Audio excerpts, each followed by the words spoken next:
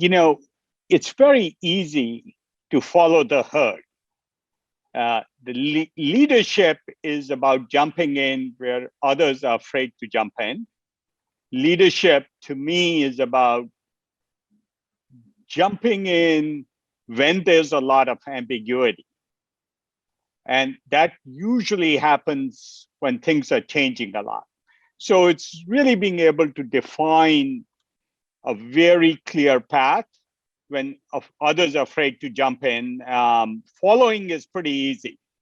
Leadership involves both fear and courage, because one can be fearful of the uncertainty because the ambiguity.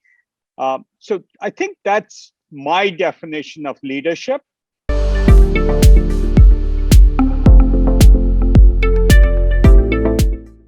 Is pandemic has lots of negative consequences. It's been a real disaster.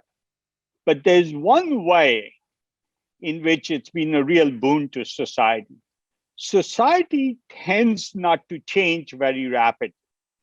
There's real inertia in society, and we are used to doing tomorrow what we did yesterday.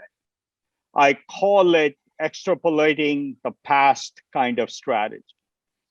What the pandemic has done is changed a lot of assumptions that people would say would never happen. If you'd asked anybody 15 months ago if medicine could be practiced remotely, they'd say no way.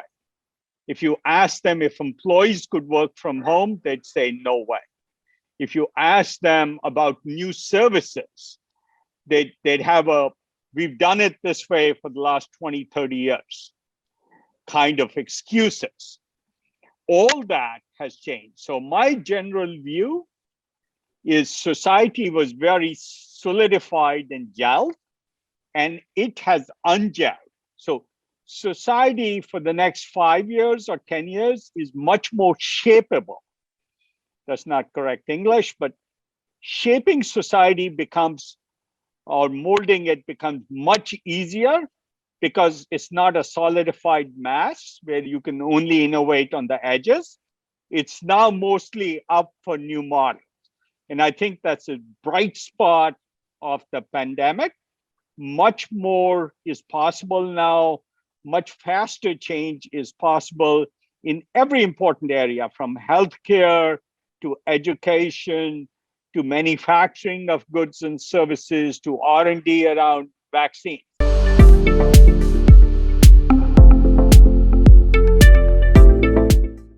A number of our companies responded very rapidly to societal needs in COVID. So if you go to New York City, almost all the testing is done by one of our companies. This 25-person company, now it's a couple of hundred people, but it was 25 people last March, is now doing almost all the testing and more testing than all the large lab testing companies like Quest and LabCorp combined. Not only that, they've now changed the cost of all respiratory disease testing by a factor of 10. So it costs 1/10 as much to do a PCR test for 20 respiratory diseases, not just SARS-CoV-2. So that's a very positive thing. The same is true in San Francisco. One of our companies doing almost all the testing.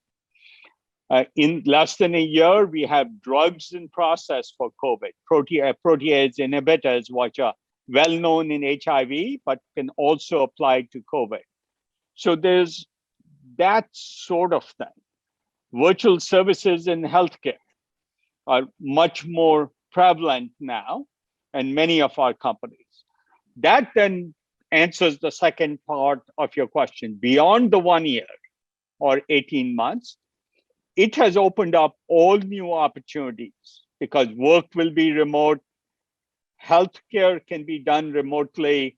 In fact, we're just organizing a nonprofit effort we'll be announcing soon to build hospitalettes, small little units in rural India that can be provided expertise remotely from all over the world, mediated with Indian doctors.